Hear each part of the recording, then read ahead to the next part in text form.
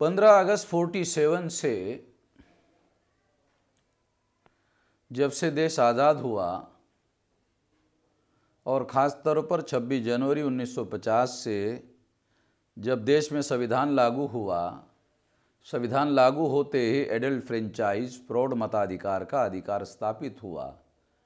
इसका परिणाम ये हुआ कि जो ब्राह्मण जिनकी संख्या 3.5% है,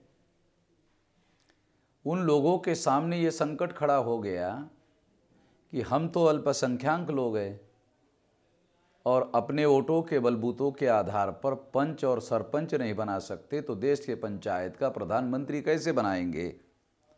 इसलिए कई तौर तरीके उन्होंने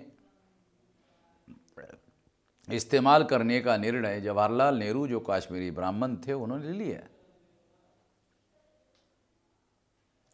जिस कश्मीरी ब्राह्मण को बीजेपी वाले बहुत विरोध करते, मगर उन्होंने ओबीसी की जाति आधारित गिनती के रोकने का जो फैसला किया उस पर आज भी अमल करते हैं और शो करते हैं कि वो नेहरू के विरोध में है। नौटंकी भी बहुत करते रहते हैं।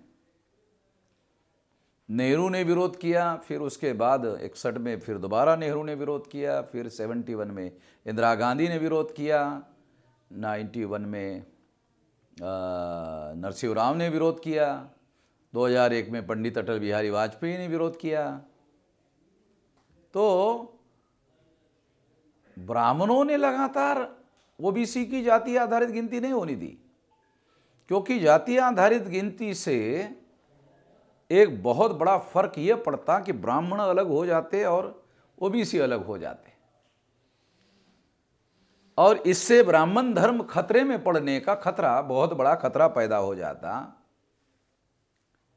और संख्या के आधार पर जो एडल्ट फ्रेंचाइज है उसका एहसास और रियलाइजेशन बढ़ जाता और राजनीतिक सत्ता पर इसका असर पड़ता। ये ना हो इसलिए इनकी गिनती हिंदुओं में ही होनी चाहिए और अलग से ओबीसी के नाम पर इसकी गिनती नहीं होनी चाहिए। ये षड्यंत्र रचा गया, ये जवाहरलाल नेहरू के द्वारा रचा गया षड्यंत्र था और इस षड्यंत्र को आज तक अमल में लाया जा रहा है। कुछ लोगों ने सोचा कि अब शायद ओबीसी का प्रधानमंत्री नरेंद्र मोदी है, तो नरेंद्र मोदी ओबीसी का प्रधानमंत्री है इसलिए वो जाति आधारित ओबीसी की गिनती कर लेगा, ऐसा कुछ लोगों ने सोचा था। मगर उन लोगों को ये पता नहीं है कि नरेंद्र मोदी ब्राह्मणों के द्वारा नॉमिनेटेड प्राइम मिनिस्टर है, यानी नामधारी प्रधानमंत्री है, आरएसएस के द्वारा नॉमिनेट किया हुआ प्रधानमंत्री है।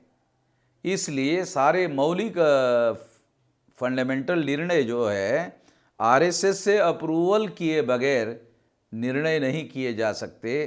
इसलिए ओबीसी की जाति आधारित गिनती के विरोध में नरेंद्र मोदी ने फैसला किया और सुप्रीम कोर्ट में हलफनामा दाखिल किया। सुप्रीम कोर्ट में हलफनामा जो दाखिल किया उसमें कुछ तथ्यगत बातें भी झूठी बताई गई। हलफनामे में झूठी जानकारी देना क्रिमिनल ऑफेंस है, मगर एहसास केंद्र सरकार के द्वारा किया गया। ये कंटेम्प्ट ऑफ कोर्ट का भी मामला है, मगर ये गंभीर काम किया गया और इसकी जानकारी जो भारत का मीडिया है, जिसे हम ब्राह्मण बनिया मीडिया कहते हैं, इसके द्वारा लोगों को नहीं दिया जा रहा है, जानकारी हाइड की जा रही है और इस इशू को, ये बहुत बड़ा नेशनल इशू है, इस इशू को इशू बनने से रोका जा रहा है। समस्या का समाधान लोकतंत्र में तभी तक नहीं हो सकता जब इशू को इशू बना दिया नहीं जाता। तो इस बात को ध्यान में रखते हुए और जागृति करने के दृष्टि से हमने 10 दिसंबर को इस मुद्दे पर भारत बंद का ऐलान किया है। तो इस भारत बंद के लिए खास तौर पर राष्ट्रीय पिछड़ा वर्ग मोर्चा के द्वारा ये भारत बंद का ऐलान है।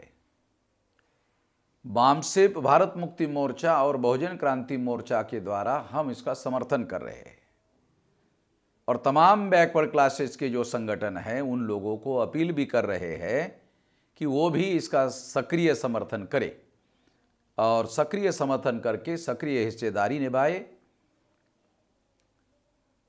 केवल ये मुद्दा राजनीतिक नहीं होना चाहिए बल्कि इसका समाधान होना चाहिए। इसके लिए कोशिश होनी चाहिए, लगातार संघर्ष होना चाहिए। ऐसे किसी भी संघर्ष में हम पूरे शक्ति के साथ सहयोग में रहेंगे। धन्यवाद।